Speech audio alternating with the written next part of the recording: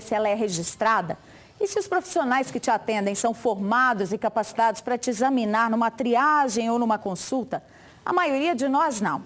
Pois uma dona de casa que levou o filho à clínica Procomed em Contagem desconfiou da mulher por quem foi atendida, que deveria ser uma dermatologista, mas ficou sabendo que seria enfermeira e ainda entregou a ela um pedido de exame assinado por uma cardiologista. A dona de casa chamou a polícia. A dona da clínica, que tentou esclarecer a confusão, só piorou a coisa. Diz que a funcionária é técnica em enfermagem, fisioterapeuta especializada em dermatologia. Elis Regina havia marcado uma consulta nesta clínica de Contagem. O filho dela, de 6 anos, estava com um problema na pele e precisava ser atendido por um dermatologista. Segundo a dona de casa, na recepção, foi informada que a consulta seria com uma doutora, chamada Catiene. Na sala de espera, percebeu que algo estava errado. Eu ia consultar com ela como dermatologista e as outras pessoas que estavam esperando também tinham consultado com ela, uma como ortopedista, a outra como fisioterapeuta e a outra falou comigo que tinha passado por ela como enfermeira. Mesmo na dúvida, ela decidiu esperar a consulta. Foi aí que surgiram questionamentos sem respostas. Ela falou comigo, pode ser alergia de poeira. Pode ser alergia de poeira, mas a gente vai pedir o exame de sangue. Aí eu questionei e falei com ela assim, olha, mas o exame de sangue ele já fez e não deu nada. Ela, não, mas tem que ser um mais específico. Só que o específico, ela não soube me falar qual que era o específico.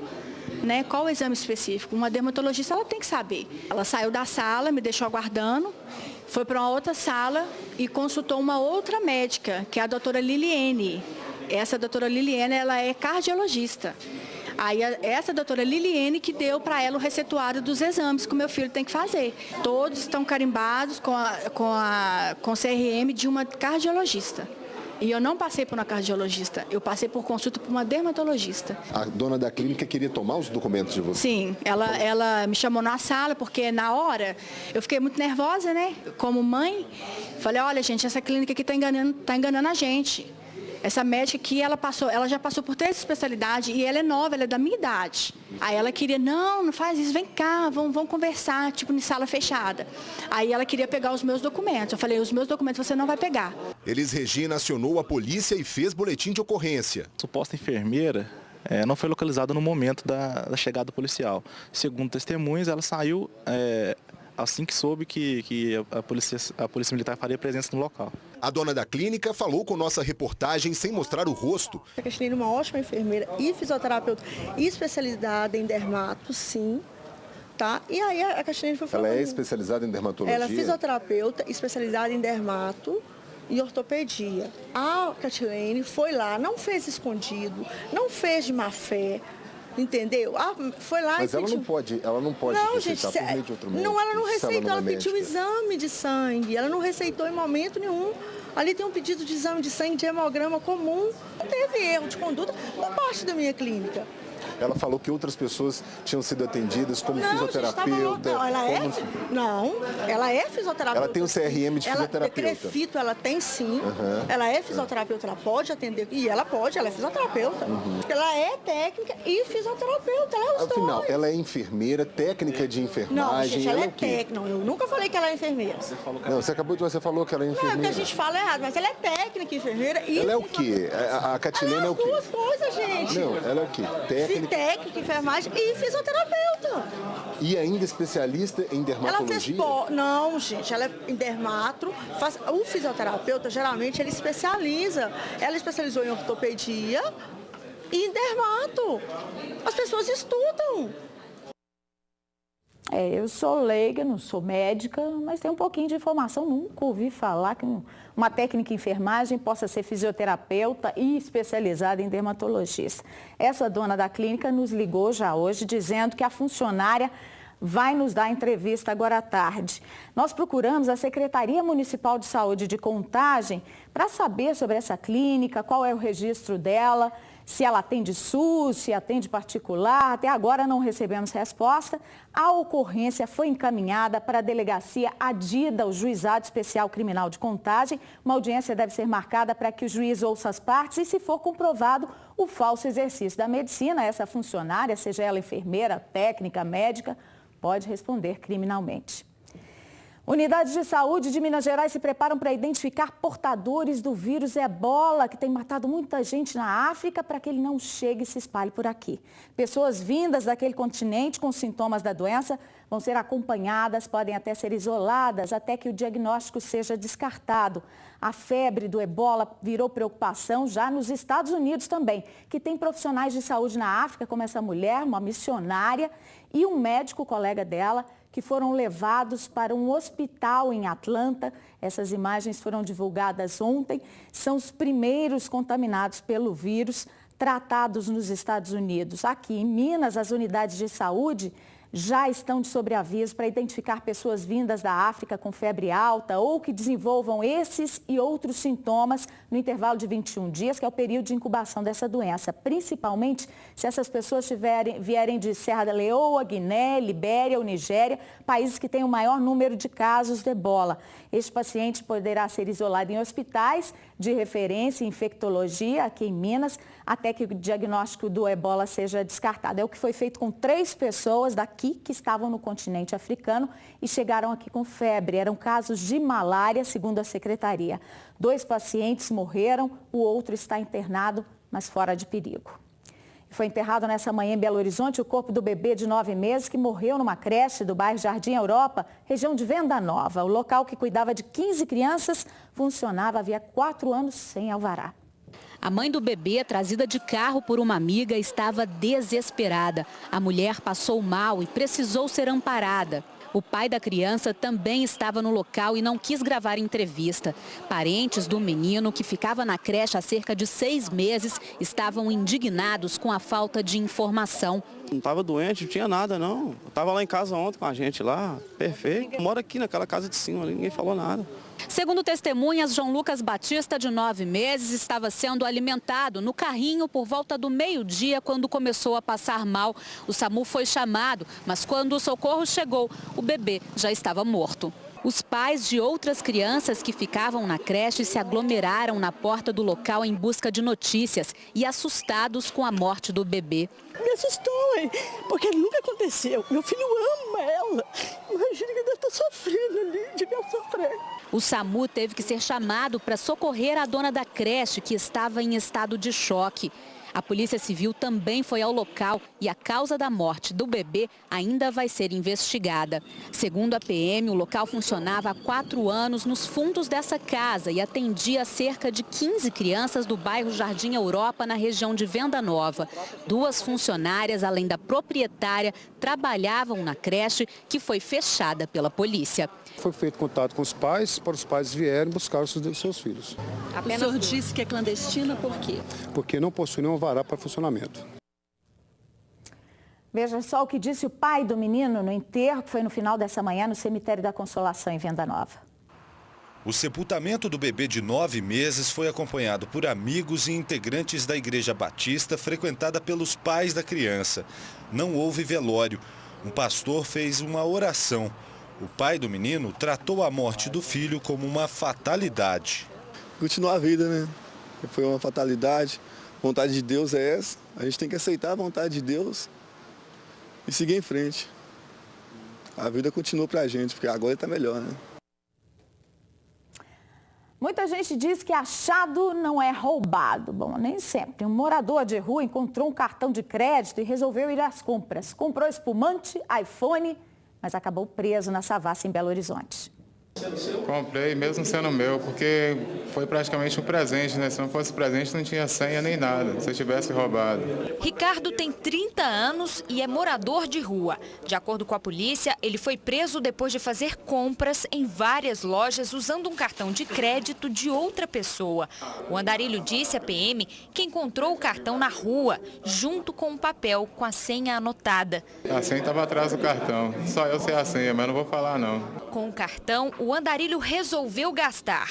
Comprou um iPhone, colchonete, desodorante, um espumante e 2 taças. O que chamou a atenção é que, mesmo apresentando a identidade com nome diferente, os lojistas autorizaram as compras e apenas um dos comerciantes chamou a polícia. Através de informações dos comerciantes, né, que um cidadão estava adentrando aos estabelecimentos e na tentativa, né, de efetuar compras. Segundo a Polícia Civil, Ricardo Alves de Oliveira vai responder por estelionato, né? Usou o cartão, assinou o nome de outra pessoa, ele ficará no Ceresp da Gameleira. O homem que matou a ex-namorada a facadas em Montes Claros nessa terça-feira deveria estar preso desde maio deste ano. A Justiça já havia expedido um mandado de prisão preventiva contra ele pelas ameaças feitas a estudante. Leandro Dantas de Freitas, de 28 anos, foi preso logo após o crime e confessou que esfaqueou Sara Teixeira de Souza, de 35 anos, no prédio em que ela morava. Eu estava sob o uso de diazepam e o uso de crack, cocaína. Ela entrou em luta corporal comigo, onde a vaca estava próxima. Eu, inconsequentemente, sem ver a faca, sem pensar, eu desferi golpes dela. De acordo com a delegada Karine Maia, Sara registrou queixas de ameaças e agressões contra Leandro nos dias 25 e 27 de fevereiro. No dia 28, a delegada de mulheres pediu à Justiça uma medida protetiva em favor de Sara. De acordo com o juiz da primeira vara criminal, Isaías Caldeira Veloso, no dia 14 de maio, foi expedida a prisão preventiva de Leandro. Segundo a Polícia Civil, ele não foi encontrado em nenhum dos endereços e desde então era considerado foragido. Ele foi levado para o presídio de Montes Claros. De acordo com a Polícia Civil, o inquérito do crime deve ser concluído em 10 dias. O corpo de Sara vai ser enterrado hoje às 4 da tarde no cemitério da cidade de Porteirinha. Comerciantes e moradores do entorno da Avenida Raja Gabalha estão assustados com a violência e a criminalidade. Assaltos, gente baleada, morta e um tiroteio aumentaram a tensão nos últimos dias. O medo vai de carona no trânsito. A Raja Gabalha tem sido um dos caminhos preferidos dos criminosos. Como que o motorista se sente ao passar por aqui, hein? Apavorado. A sensação de risco, de perigo e de tomar os cuidados necessários para tentar evitar, o que é quase impossível, né? Clima que deixa comerciantes apreensivos. É mais os tiroteios de vez em quando daqui, né? No último sábado, 2 criminosos foram mortos aqui na Avenida Raja Gabalha. Eles tentaram roubar a arma de um segurança deste supermercado. O funcionário reagiu e acertou um dos bandidos. O outro chegou a correr, mas foi atingido por um policial, a paisana. 2 dias depois, homens passaram de moto e atiraram contra o comércio. Seria uma vingança pela morte do fim de semana. No mês passado, um contador foi baleado na nuca dentro do carro. Ele morreu 3 dias depois. Esta lojista tem medo de aparecer. Ela disse que já foi vítima de assaltantes várias vezes. Na última, foi até perseguida por bandidos armados. A gente correu entre meios carros, né, na Raja aqui, para pedir socorro, só que ninguém apareceu para socorrer a gente. Aí nisso apareceu o 4113 e abriu a porta e pegou a gente. O motorista perguntou o que estava acontecendo. A gente falou que os 2 rapazes estavam perseguindo a gente para assaltar a gente. Nem era seu ônibus? Nem era nosso ônibus é 8207. E como está o patrulhamento por aqui? Eu nunca vejo polícia aqui. A gente precisa deles até que chame a gente, que já foi para os infernos há muito tempo. A insegurança já afeta até o setor imobiliário. Ela dificulta a comercialização nessas regiões mais inseguras. Onde a sensação de insegurança é maior, ele chega a se desvalorizar em até 50%. A Avenida Raja Gabalha tem quase 6 quilômetros de extensão. Fica na zona sul da capital, bem perto do aglomerado Morro das Pedras, onde vivem aproximadamente 20 mil pessoas. Geografia que, segundo a polícia, contribui para a ação dos assaltantes. A geografia favorece a saída eventual de um criminoso para que ele faça um furto, um roubo e volte rapidamente para o aglomerado e consiga ali, dentro daquela geografia, esconder e fugir da polícia e até da vítima. Não existe esse fenômeno agora, imediato, de aumento de criminalidade na Raja. O que está tendo é uma percepção pela notoriedade dos crimes que lá aconteceram, mas registros de número ocorrencial efetivamente não acontecem. A nossa equipe voltou ao sítio chamado de Casa de Matar, onde Bola, o Marcos Aparecido dos Santos, dava treinamentos a policiais civis do Grupo de Respostas Especiais, extinto depois das denúncias contra ele. No terreno, que é de um policial da ativa, nossos repórteres encontraram vários estojos de balas e cápsulas. Um local que passa praticamente despercebido para quem não conhece a região.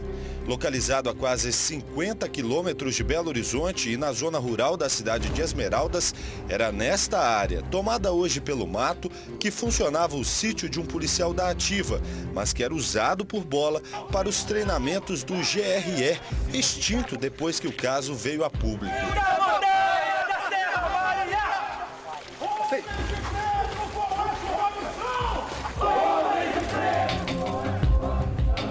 O lugar é uma grota por onde, segundo os moradores, passaria uma rua, mas que foi fechada por Marcos Aparecido para servir de estande de tiro. Do alto ainda é possível ver os restos da estrutura. Este carro está crivado de marcas de tiro. Para chegar até lá embaixo, o acesso não é nada fácil.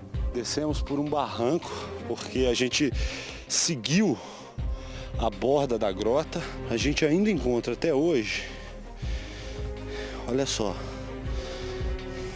um galão de óleo diesel, gasolina. Tá vazio, obviamente. Pneus, lonas, provavelmente usadas para barracões. E era nesse ponto aqui que ficava um dos estandes de tiro do sítio usado por Bola para dar o treinamento. A gente achou aqui duas carcaças de carro, muitas marcas de tiros na lataria. É uma imagem que perturba a gente ao estar próximo a um local como esse, mesmo sabendo que aqui era um local de treinamento a princípio, mas é uma imagem que incomoda, que perturba quem vê isso aqui. Vasculhando o terreno, encontramos pelo menos 6 estojos de balas e algumas garrafas PET recheadas de cápsulas. São pelo menos 4 estojos. Olha, alguns já quebrados, velhos, outros um pouco mais novo. E olha aqui, olha. Isso aqui é um cartucho de calibre 12. Segundo a denúncia feita pelo Ministério Público, foi neste sítio que, em maio de 2008, Marildo Dias de Moura e Paulo César Ferreira foram executados e tiveram os corpos queimados por Marcos Aparecido dos Santos e outros 3 policiais civis. Nesta semana, depois da exibição da entrevista exclusiva com Bola, a Justiça decidiu que o ex-policial vai a júri popular pelos crimes. Bola negou participação nas mortes. Se é que eu fiz isso, se é que os policiais fizeram isso lá, eu tomei ciência disso depois de ter visto as coisas na televisão. Esse grupo era um grupo de extermínio? Jamais. Não. GRE, pelo que você conheceu nos treinamentos? Não. Nunca teve nada de extermínio lá, não. Hora nenhuma as imagens que aparecem não tem extermínio nenhum, não. As imagens... Sim, mas esse grupo, com a fama que ele tinha e pelo conhecimento que você tinha nos treinamentos, ele... Jamais. Foi um grupo de extermínio? Jamais.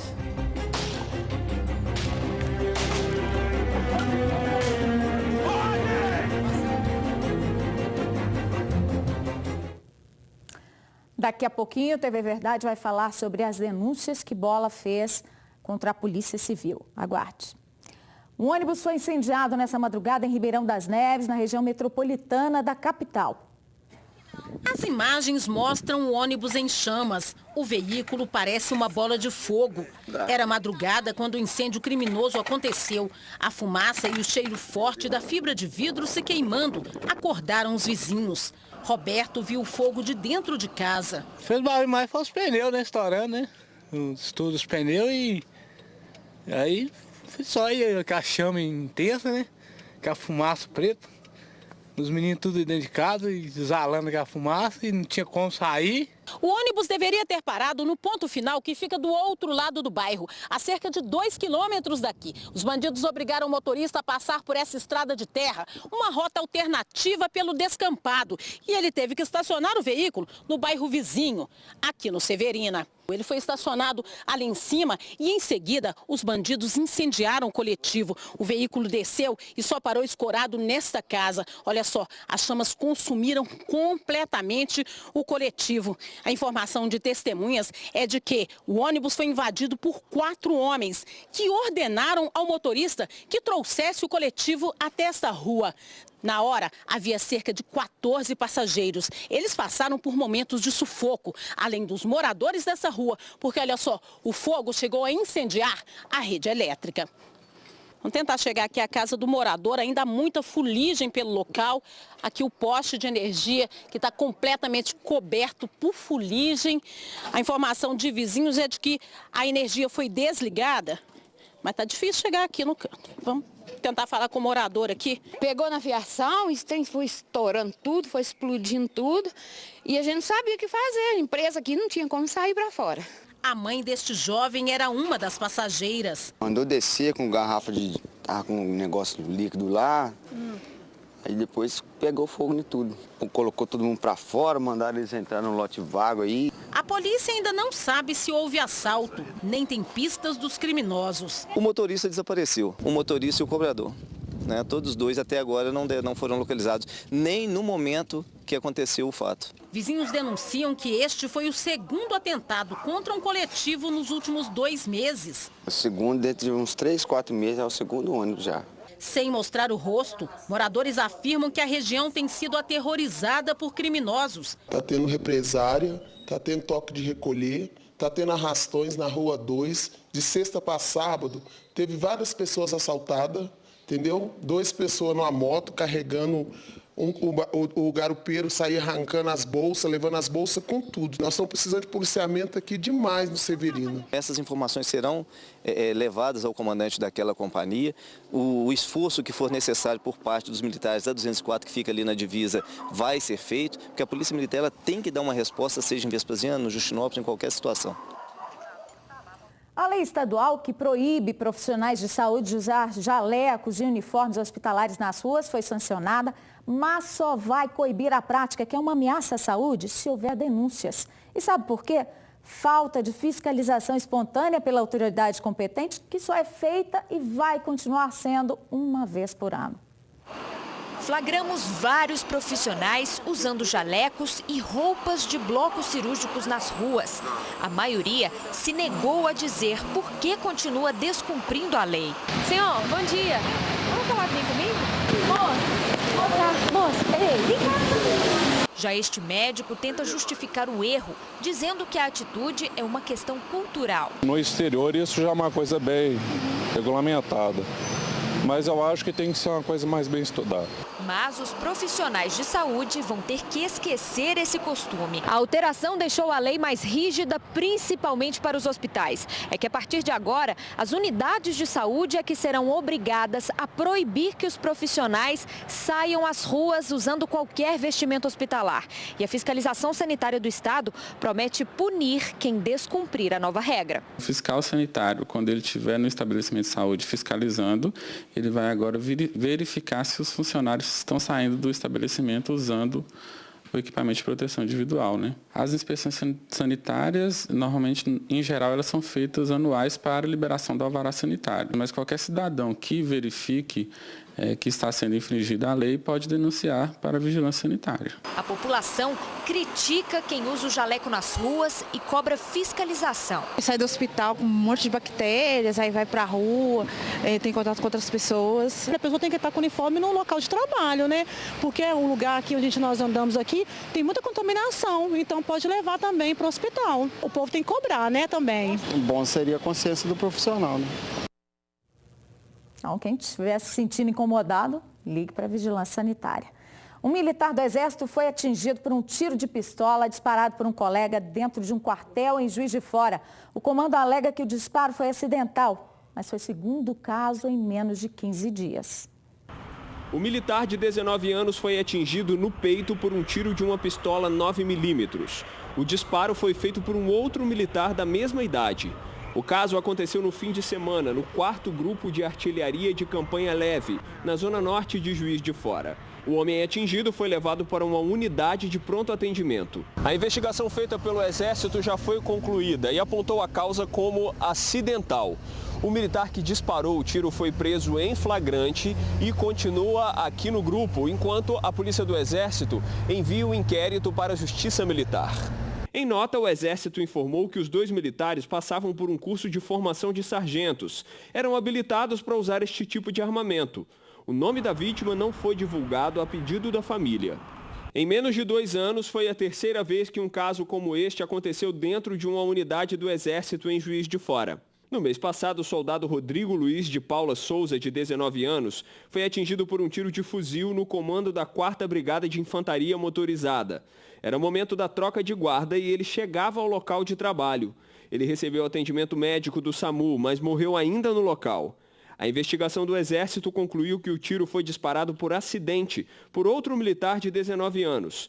Ele foi preso em flagrante, mas foi liberado por meio de um habeas corpus. O processo corre na Justiça Militar. Em janeiro de 2013, um outro soldado de 19 anos morreu depois de também ser atingido por um tiro de fuzil dentro do 4º depósito de suprimento, na zona norte de Juiz de Fora. O disparo saiu da arma de um outro colega da mesma idade, no momento em que os dois faziam a troca de guarda. A investigação do Exército também apontou a causa como acidental. É muito acidente acontecendo num lugar só, né? Em Belo Horizonte, morreu na noite dessa terça-feira um policial militar que foi baleado numa emboscada no bairro São Francisco. O sargento Vanderly Gonçalves da Silva, de 46 anos, estava internado no Hospital João 23 desde o dia 21 de julho. Ele foi atingido por 6 disparos no aglomerado Vila Real, às margens do anel rodoviário, na região da Pampulha.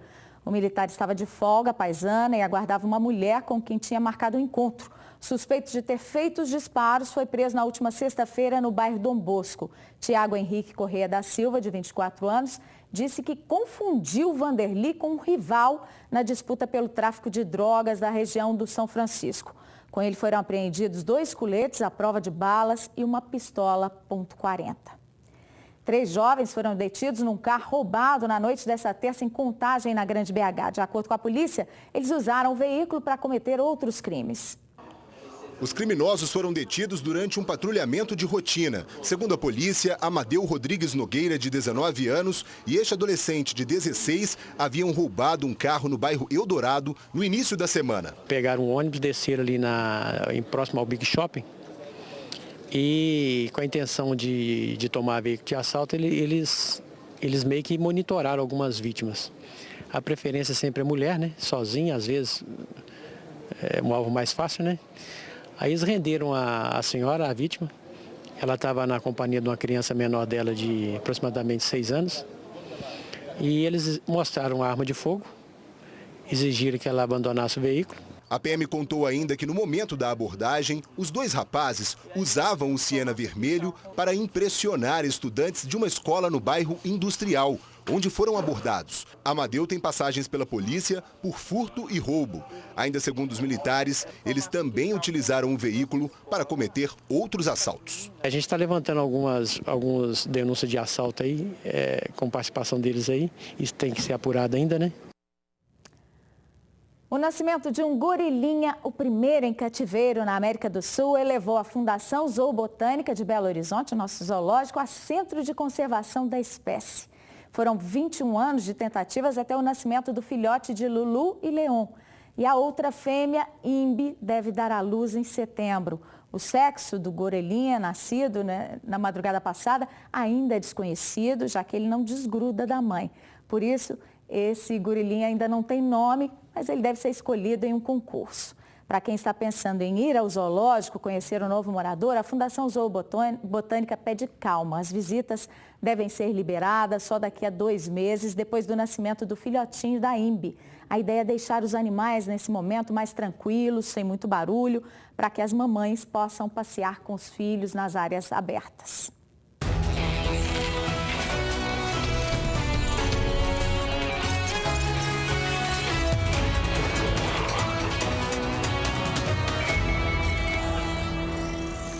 Todo ano eleitoral, alguns problemas se repetem. Um deles é com relação à sujeira nas cidades. Para evitar esse tipo de problema, o Tribunal Regional Eleitoral promete intensificar a campanha de conscientização da população e dos candidatos, né, Adriano? Sim, essa é a 3ª edição dessa campanha que o TRE de Minas lança. O objetivo é, como você disse, conscientizar candidatos, a população em geral, para que haja uma campanha sem sujeira. Seja essa sujeira física, com os panfletos espalhados pelas ruas, seja a sujeira na captação e aplicação de recursos financeiros. Como que vai ser essa campanha? Bem, são diversas peças publicitárias que já estão sendo veiculadas pela TV, pelo rádio, algumas a traseira do ônibus, aqueles espaços publicitários nos ônibus, panfletos como esse que estão sendo distribuídos. Pedimos, por exemplo, que o candidato inscreva sempre nas suas peças publicitárias impressas, gráficas, a mensagem: não jogue esse folheto na rua. Existe algum tipo de punição para alguém que for pego promovendo essa sujeira toda por aí? Não há uma punição direta. A Justiça Eleitoral coíbe a prática de campanha e de propaganda ilegal. Esse é outro âmbito de atuação da Justiça Eleitoral. No âmbito da campanha Sujeira Não é Legal, o que se deseja é conscientizar. A punição virá caso a campanha, a propaganda seja irregular do ponto de vista da legislação da propaganda eleitoral. Muito obrigada. Lembrando que a campanha Sujeira Não é Legal está também nas redes sociais. Um Guimarães Rosa diplomata que salvou judeus do extermínio na Alemanha durante a Segunda Guerra e foi investigado pelos nazistas é o personagem de um documentário premiado que será exibido hoje em Belo Horizonte. O Outro Sertão conta a história do romancista brasileiro antes de ele virar escritor e autor famoso de obras como Grande Sertão Veredas.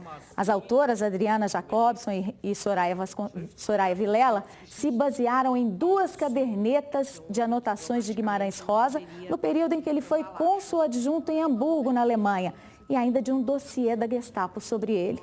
Outro Sertão já recebeu o prêmio especial do júri no Festival de Cinema de Brasília, de 2013, e o prêmio de melhor documentário nacional na Mostra de Cinema de São Paulo, também no ano passado. Já foi exibido em várias cidades do país e ainda em Portugal e no Uruguai, e agora deve ser exibido em Berlim em breve. Hoje é a vez de Belo Horizonte, a sessão é às 19h na Sala Humberto Mauro, no Palácio das Artes. O vendaval que atingiu Belo Horizonte na noite dessa terça-feira provocou um acidente na Savassi. Olha aí, um andaime suspenso por cordas em um prédio na rua Santa Rita Durão girou e bateu na fachada. Parte do revestimento de pedra caiu na rua por volta de 9h30 da noite. Por sorte, ninguém ficou ferido, mas a calçada e a rua chegaram a ser interditadas. A via foi liberada pela BH Trans nessa madrugada.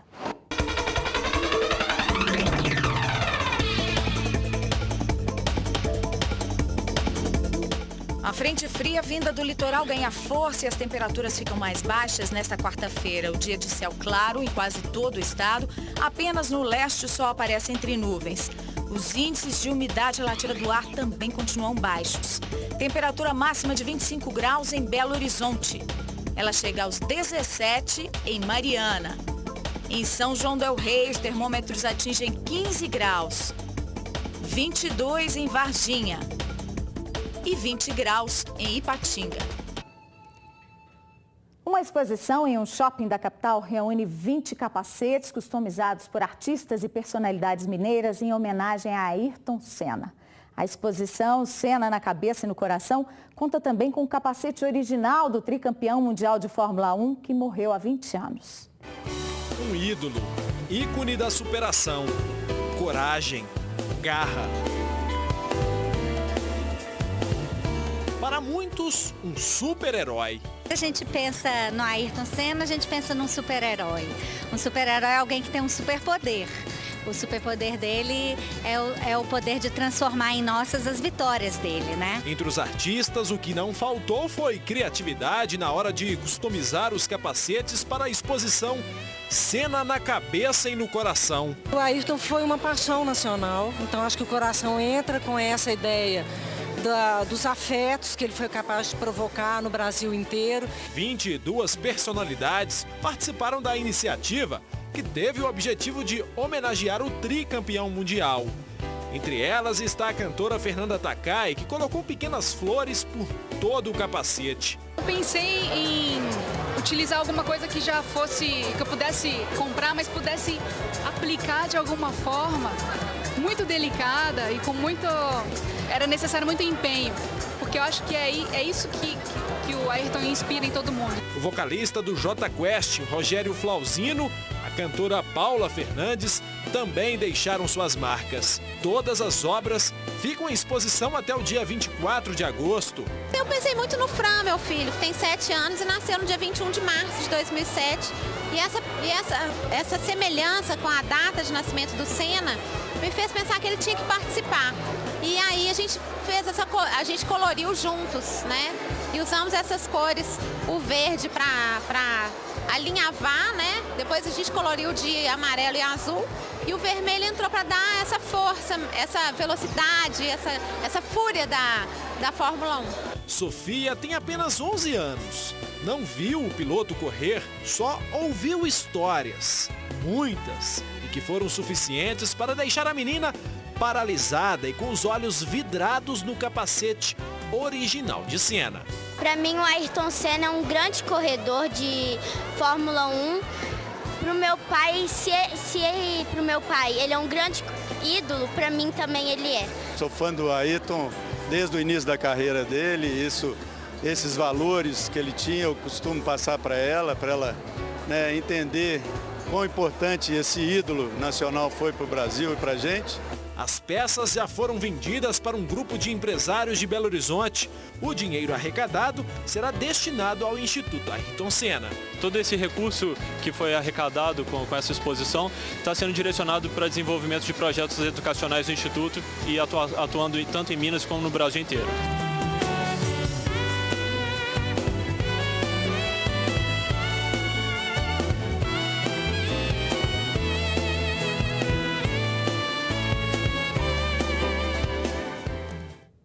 Quer ir lá ver? A exposição está no BH Shopping até 24 de agosto.